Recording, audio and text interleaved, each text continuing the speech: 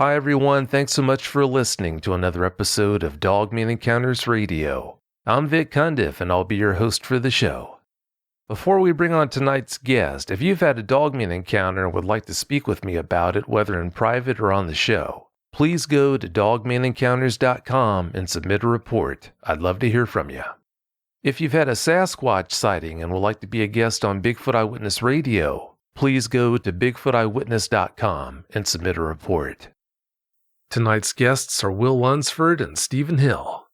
Will and Stephen, welcome to the show. Thank you, Vic. I'm glad to be here. Glad to be here with Stephen. Finally, the first show that he and I have gotten to do together. This, I think, is my third show with you, and I've expressed to you how really appreciative I am for you considering having me back on here. Thank you again to the people who listen to this show. Again, I want to reassure them that everything that I tell them is truth and honest. And even though it may sound weird to some as others, just because somebody hasn't experienced something doesn't mean it's not true. So please understand that right there. But I'm so thankful again to you and everyone who listened to us. I agree with William there. I appreciate you for having us on tonight. As William said, it's our first show we're going to get to do together. So hopefully it'll be good. I appreciate the folks who listen to your podcast, and hopefully we'll be able to share things that we've encountered and give an accurate portrayal of what's actually taking place. Well, you've got interesting things to share, and we're looking forward to hearing about them. Will, you were featured recently on episode 338, but for anyone who missed that show, please tell them about yourself. Okay, I'm from Texarkana, Arkansas. Texarkana is a twin city with Texarkana, Texas. I'm a 61-year-old retired, 35-year UPS man. I'm married to my wife, Cindy, of 39 years. Also, I have a son named Reese, 32 years old. He is a dentist in a community here not too far from here. Like I said, I have been a Texarkana resident all my life. I've been a Bigfoot researcher since 1977. And really enjoy what I do here. Like I said, I hope to plan on being a researcher as long as the good Lord lets me, and again, being a resident of Texarkana, Arkansas for the rest of my life. Well, I'm Stephen Hill. I'm from Southwest Arkansas. I live in a small town and rural community about 40 miles from Texarkana. I'm married to my wife, Leah. I have 3 children. Oldest daughter is Shelby, and another daughter named Sydney, and a son named Mox. Work with my dad and I have for over, 31 years now with our own family business. Becoming a researcher, or as I prefer to refer to myself as a hobbyist with this subject, mine didn't really begin for me until 2009 when I had my initial sighting. But it was around 2011, 2012, I got to get more involved in it. In 2017, that's when I really entered into the cryptid community. On episode 338, Will, you told us about the experiences you and Stephen had with a dogman you two call the Witch. Stephen, what can you tell us about your view of those experiences? The Witch is a little more human looking than what you would normally think of a cryptid. Larger nose. What I can tell, there's really no hair on the face. It's just a strange looking creature. Not as heavily built as what we generally think of one being. And to me, even though we have a picture of her and it's not a bad picture, sometimes we run across things like this and it actually raises more questions for us than it gives us answers. Yeah, that's the way it normally goes. The more you find out about dogmen, I'm sure it's the same way with Sasquatch. The more you know, the more questions you have, so that's pretty much expected. After you two had those experiences with the Witch, you had another experience with a different dogman. What can you tell us about that experience, Will? Well, I'll tell you, we have one here. We have found this track line, and it's about a 40-yard track line. And the tracks are just, there's no doubt about their upright walking canine. And so we have been more or less tracking this thing. We found some more tracks there earlier this year whenever we were up there, but just probably 2 weeks ago, as we were down at this area that we call Ground Zero. We have most of our sightings.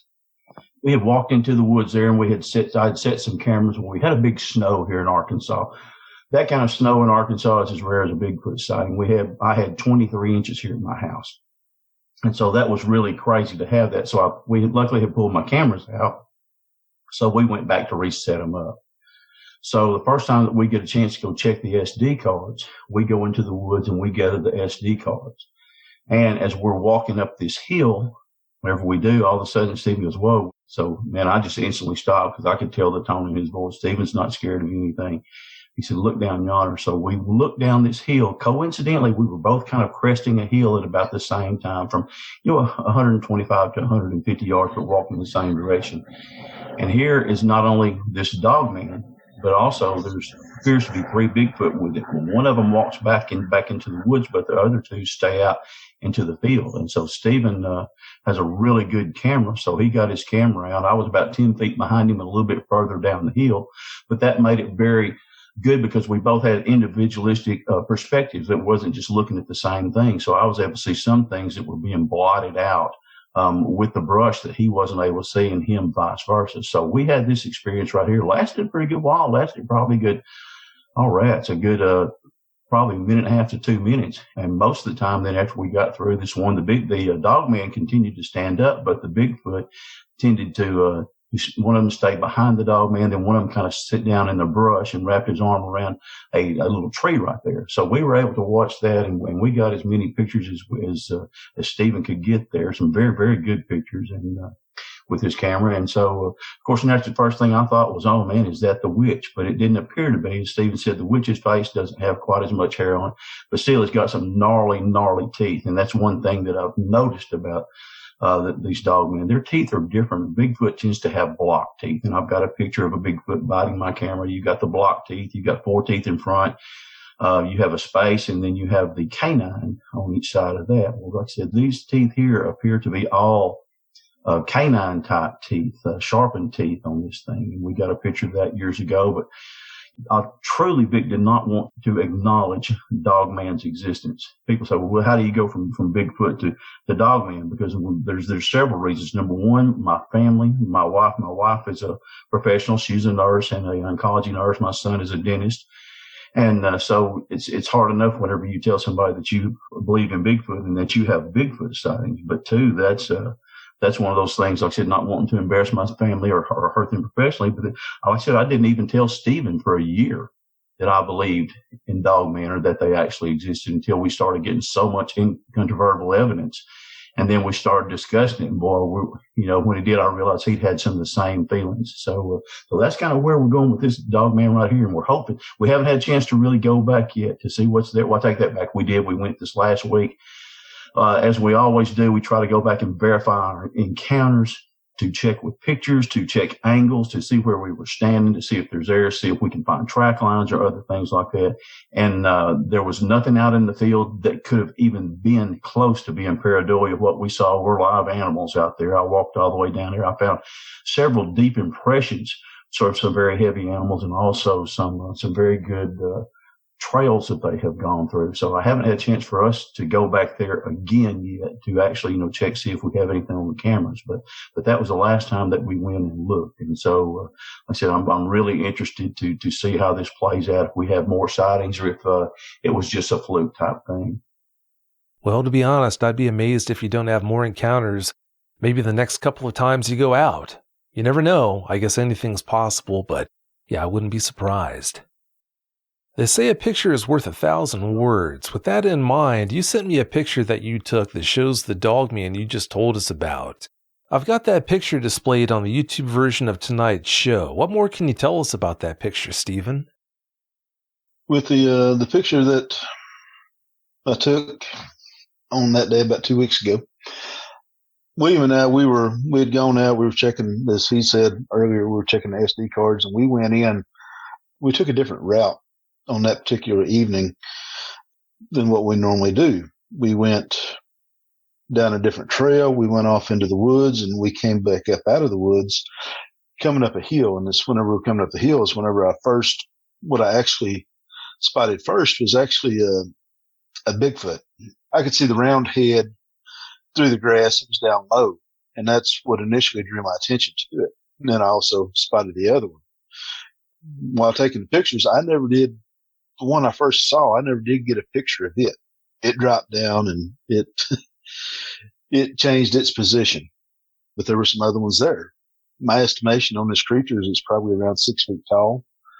It has it's a little pretty good sized head on it. The waist tapers down.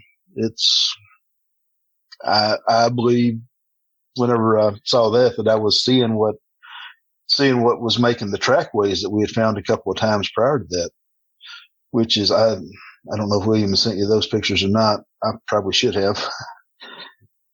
While I was trying to take the pictures, I didn't have the same view that William had. So as far as being able to see the other movement, things like that, I really didn't have that because I was having to adjust the focus and try to bring them in a little bit closer,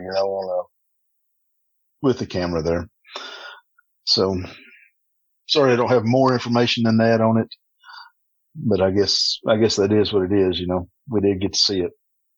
That's right. It is what it is. Stephen just told us that you two had different perspectives of that Dogman that day, but could you tell what kind of leg structure it had, Will? Yeah, I can. It was, as I said, Stephen described the body real well. The leg structure, the way it seemed to be kind of bent over at the waist, the arms hung kind of straight down, the front leg, what do you want to call it? Front legs, arms, what do you want to call it? Kind of straight down. And then the back legs were kind of bent, kind of coming off the waist or the pelvic area. And then you could see, like, it looked to be maybe a foot to a 2 foot tail hanging off the back of this joker. So, in seeing that, again, because Stephen was focusing his phone, and because there were certain trails that I could see through that he couldn't, and certain trails that he could see through that I couldn't, but he was adjusting his phone. The very first one I feel like that Stephen said he saw, I think it saw him at the same time, because again, it went down and it was gone. He didn't get to get a picture of it, but the other was, I don't think they saw us until just a little bit after that, as he had his phone adjusted. So, and the first thing that they'll do, if you've ever been out deer hunting, a lot of times if the deer here's a four-wheeler coming, man, you'll see the deer and he'll just lay straight down, or he'll hunker down in the brush. And then when the danger's past, they'll stand right up. I believe Bigfoot creatures do that as well. I think they either not recognize necessarily danger, but they recognize something that's unnatural to them. And that's the quickest way that they can do is just to go down low like that. But these creatures just hunker down to where they are. You can see movement of the head. You can see movement of the arms and the body a little bit. But again, they hunkered down where they were right there and waited to see.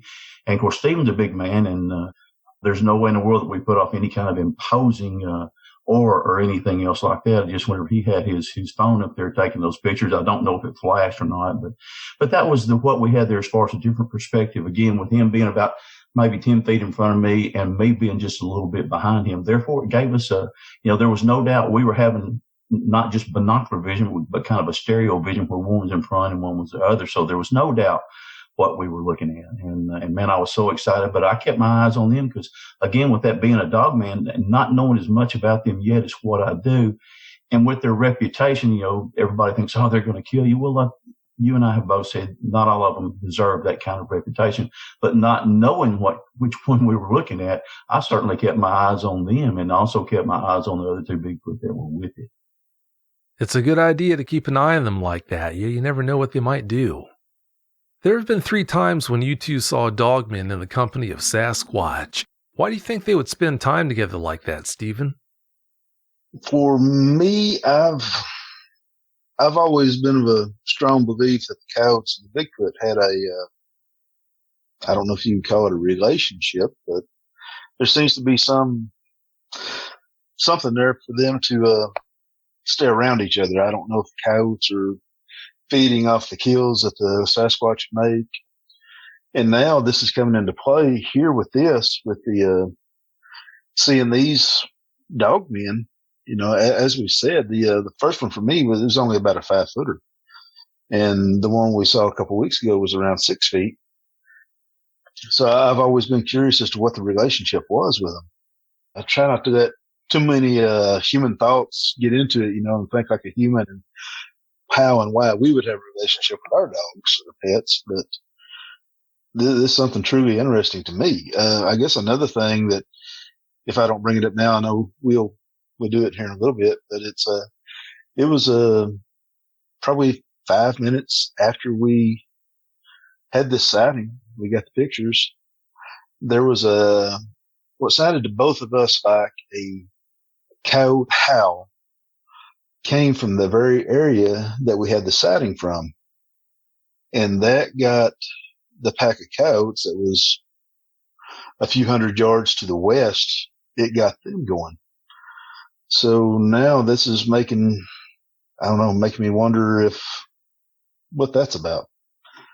With the Dogman, I'm not near as confident with it as I am with some of the stuff that I have with Bigfoot. Well, Dogmen definitely do run with coyotes sometimes, so maybe that's what was behind it. It's hard to say. How about you, Will? Why do you think Dogman and Bigfoot would ever spend time together like that? Well, that's everything that we say we know. There's such things as what I'm going to classify as classic Bigfoot or classic Sasquatch behavior, and I'm sure there's some that will be classified as classic Dogman behavior. But I think in some way it may be some kind of symbiotic relationship where it benefits them both, whether it's the awareness that one of them has over the other, whether it's the sense of smell, whether it's the degree of protection that one provides, or whether or not maybe the Dogman is more of a loner rather than a pack animal, and it benefits from the pack mentality or the troop mentality that Bigfoot seems to have. So I think it would almost like a shark and a remora. I mean, what a strange relationship that is, but it tends to benefit them both. Or you see the birds or the cows and then the cowbirds, with the birds standing on the cow's back. Somehow it must seem to benefit them both, and in some way, because they're strange bedfellows, but the things that we have seen down there, it's definitely proven that, this could just be a rogue Dogman. And when I say rogue, I mean one that doesn't have any kind of other support network or anything else like that. And therefore he hangs with the Bigfoot and they tolerate him.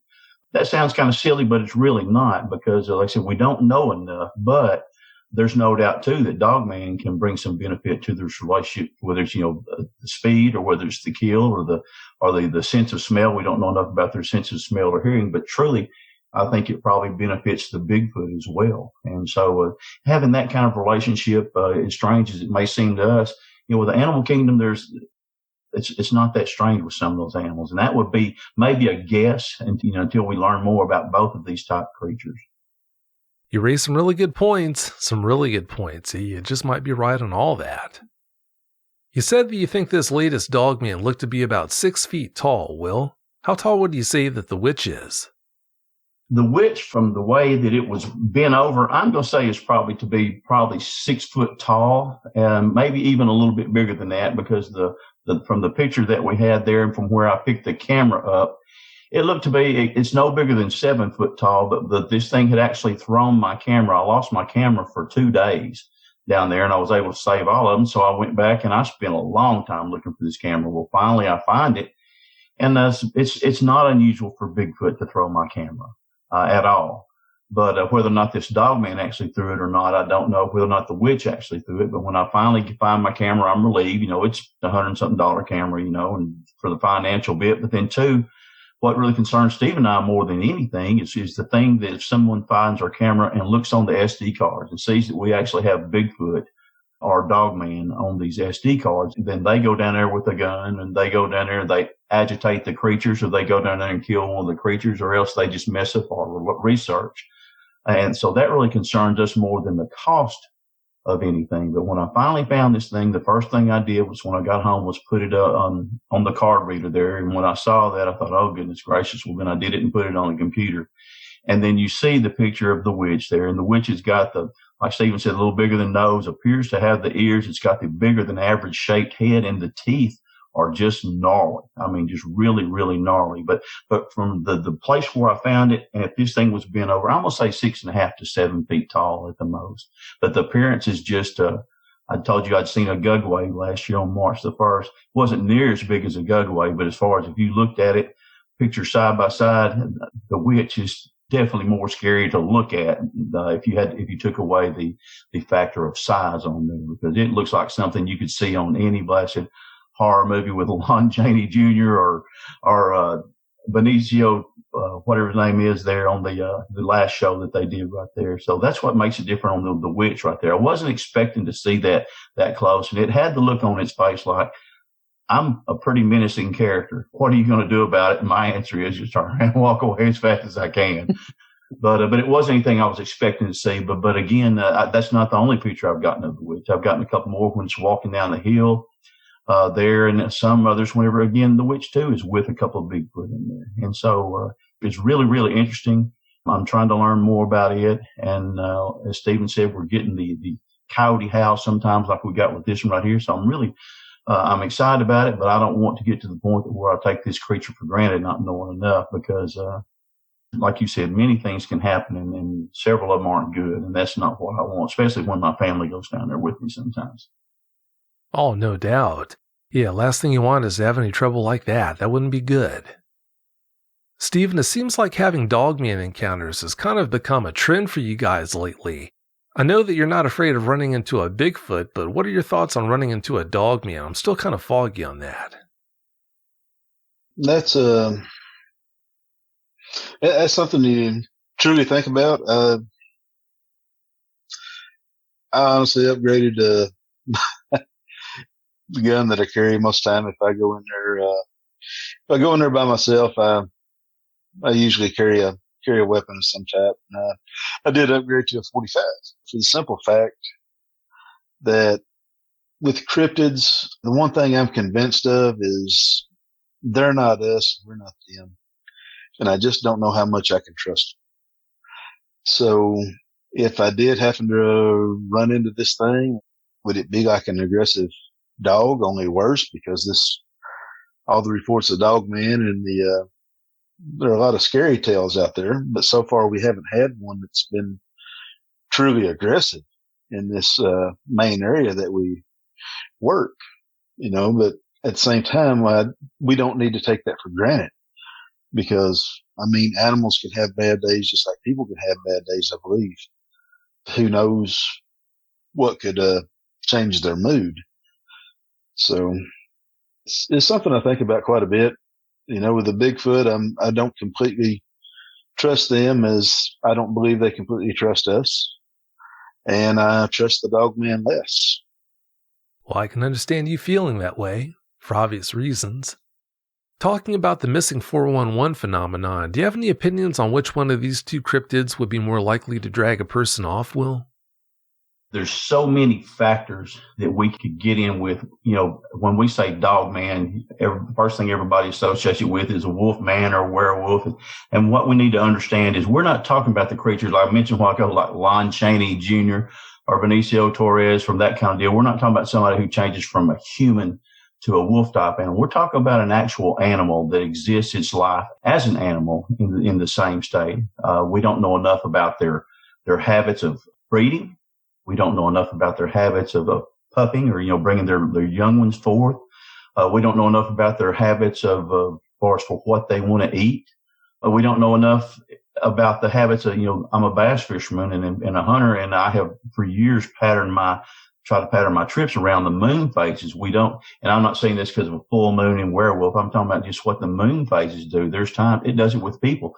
The UPS man for 35 years, when we had a full moon, we were more likely to have an accident than we were on the regular rest of the times of the year. So in this right here, this kind of factor right here, it's one of those things, since we don't know, extreme caution has to be on our guard right there, because I would like to learn more. Man, I don't want to kill everything I see. I've never shot at Bigfoot.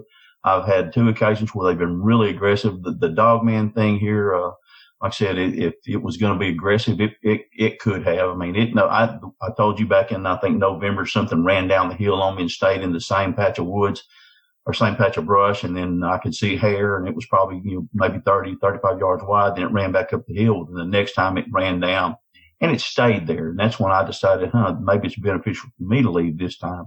And so I did. So not knowing enough like that, it's better to err on the side of caution. Again, like I said, an ethical hunter, only kills what he can eat or something that's going to threaten him or his family. So with that right there, I'm just erring to the side of caution. And again, I've gone back because it is a new area of research for me. I'm going back to keeping records again of what happens to me whenever I'm down in the woods. So if I can start seeing those patterns evolve and eventually find out which creature this is I'm dealing with, then I could be, not only safer, but I can learn more about this animal or these animals. Well, as you know, there's no lack of things to learn, so yeah, you can almost take your pick on that. Stephen, you recently had another unnerving experience where something ran at you when you're in the woods. What more can you tell us about that experience? That happened a couple weeks ago, or I guess weekend before last. Keith Crabtree, who's a friend of ours, he has a camp out twice a year out at Smith Park, south of Texarkana, which is in the Falk area. On Saturday night, there were some friends that were wanting to go out Bigfooting, so that's what we did. It was Lauren Smith is who I was with, and her mom, another woman named Lori, and then two other guys that we know, Logan and Corey. And we had gone to a place where there had been some sightings before on Mercer Bow. And this was, this was midnight, 1 o'clock, something like that. I kind of went back and forth with an owl for a little bit. It was across the water. And after I did that, it was kind of cool. So, the ladies, not everybody got out of the vehicle at this place. There was one lady, she thought she was going to need a bathroom break, and she was going to go behind a big tree, but for some reason she changed her mind. She thought, no, I will wait. And I had, as I said, I'd been kind of talking back and forth with an owl, and I decided to go ahead and do a Bigfoot call. And when I did the Bigfoot call, what Lauren said was that it sounded like there was a human out there messing with us that responded, and then the coyotes responded. And they weren't very far away at all. And we had another coyote that was off to itself up in front of the vehicle. I was standing out there by myself. I was about 30 steps from the big tree down by the water, and I had pulled out my FLIR and I couldn't see anything through the brush, so I put it up. And I was thinking to myself, I probably need to move a little bit closer to the vehicle. And about that time, something that sounded like it was my size went tearing through the brush. And it rattled me pretty good. I have a flashlight that's 1250 lumens that I had in my pocket on my hoodie. This thing right here shook me so much, I missed my pocket the first 3 times I tried to grab my flashlight because I wasn't expecting anything to be there, which I realize now that I should have. I should have known that would have been a possibility. But it really caught me off guard because Logan, the young man that was with us, he had already driven past that tree and backed back out.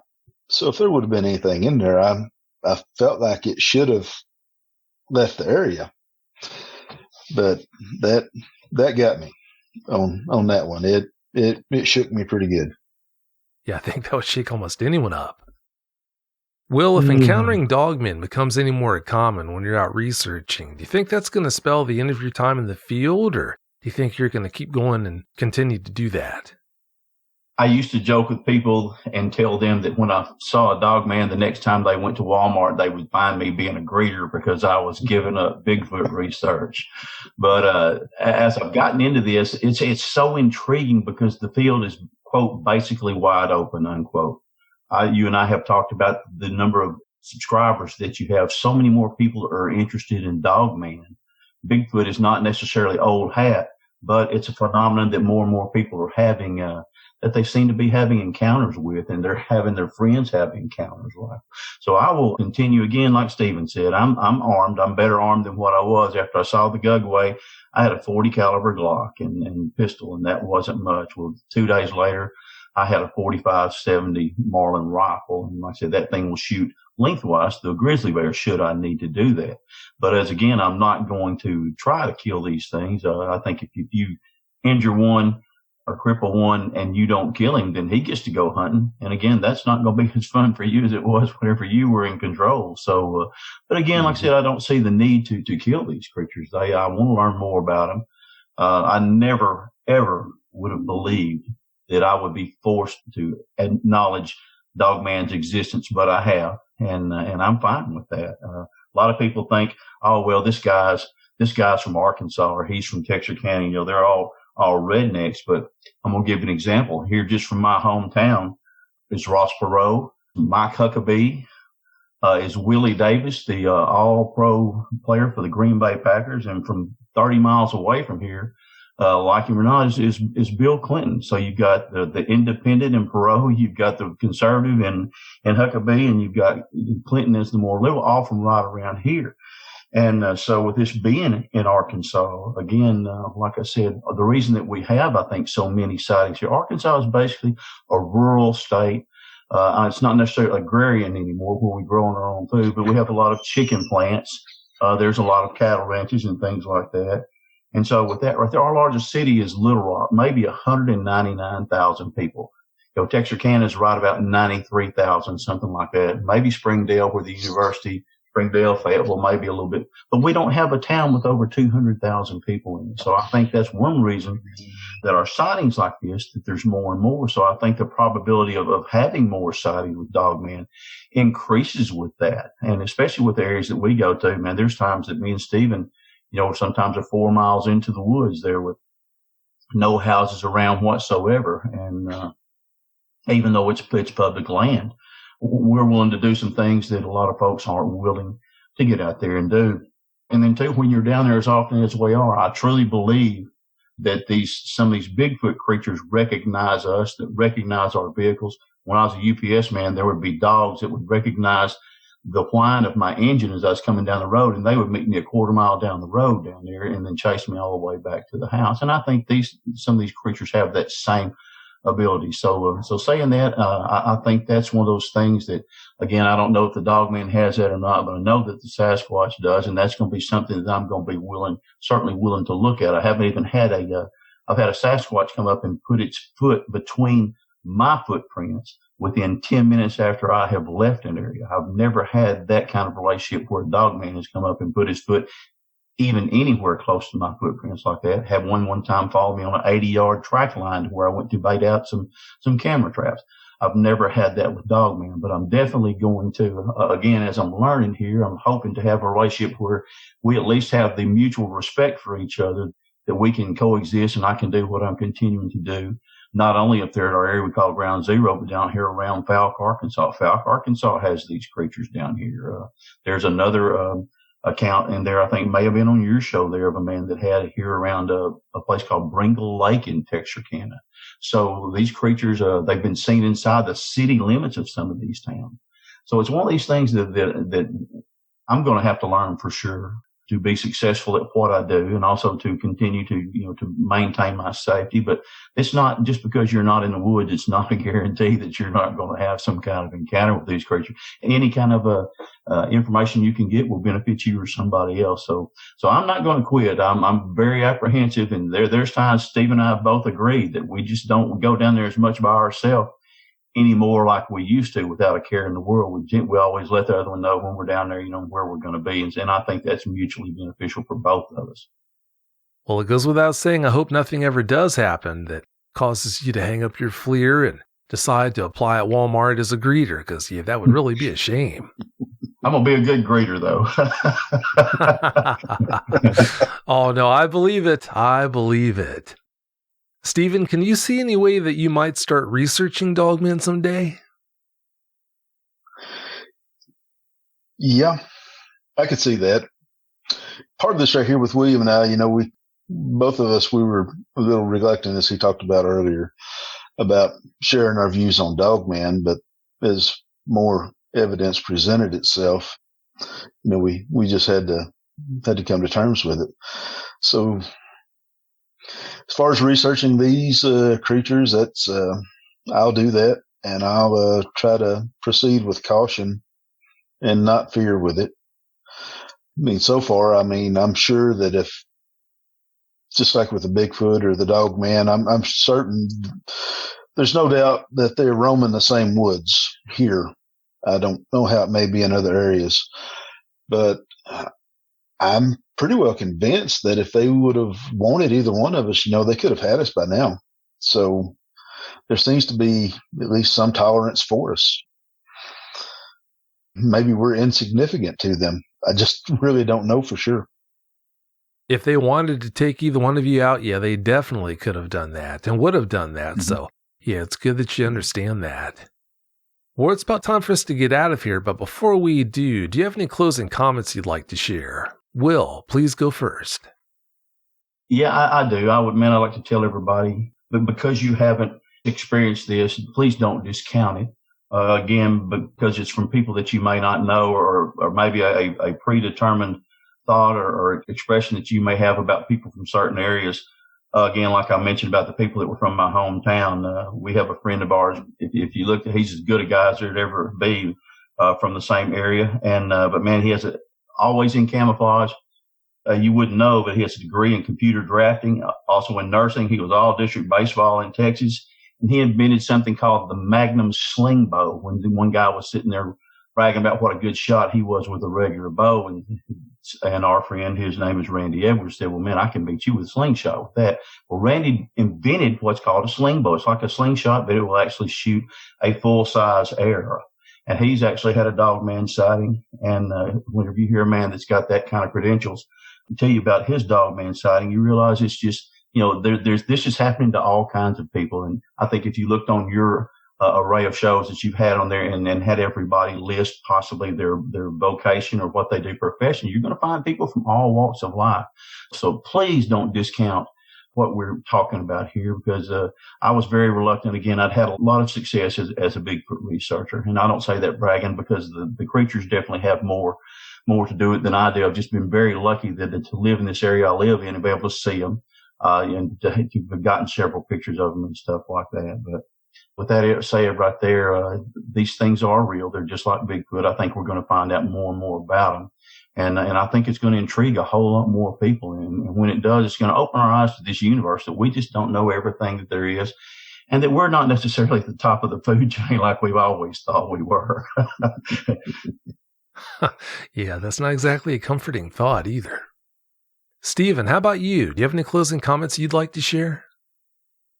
I guess just this. I know for me, whenever I had some encounters and had some sightings, to actually have somebody to sit down and talk to who understood what I was telling them, who had similar experiences, for me, that was like medicine that you can't buy, because I know that I was about to drive my wife crazy before I finally entered into the community and found people to talk to and share this information with. And the people who may kind of snicker a little bit when we tell them about Dogman or Bigfoot, we may be the very people they're going to want to talk to someday if they have a sighting or an encounter of their own. That's a really good point, and it's a point that I'm glad that you raised, because, yeah, there have been plenty of people over the years who snickered at the idea that Dogman could be a reality, who reached out to me. They wanted a lot of help to deal with their Dogman encounter that they thought that they were convinced that they would never have. So, yeah, that's a really good point. Well, gentlemen, I want to thank you so much for coming on and sharing those experiences with us. I really appreciate it.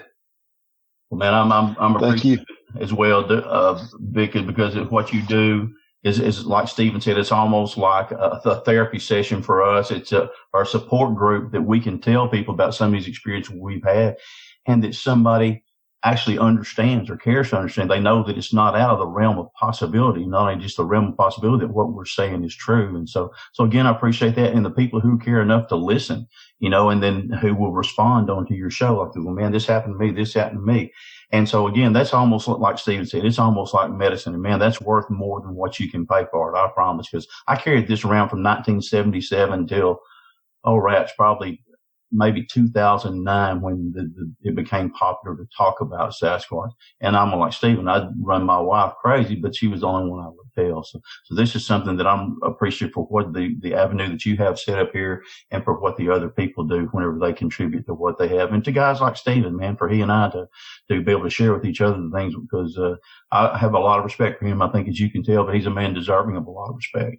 And to have that right there, it really means a whole lot. And I think, and once everybody gets to know, once they've gotten to meet Stephen, I tend to be more vocal. Stephen's a little bit more laid back, but once they meet him, they realize just what a great guy he is. And so it really makes a difference on that. And I appreciate him and I appreciate you. Let that be my closing comments there. Thank you, everybody who listened. You're welcome. Thanks again so much. Have a great night.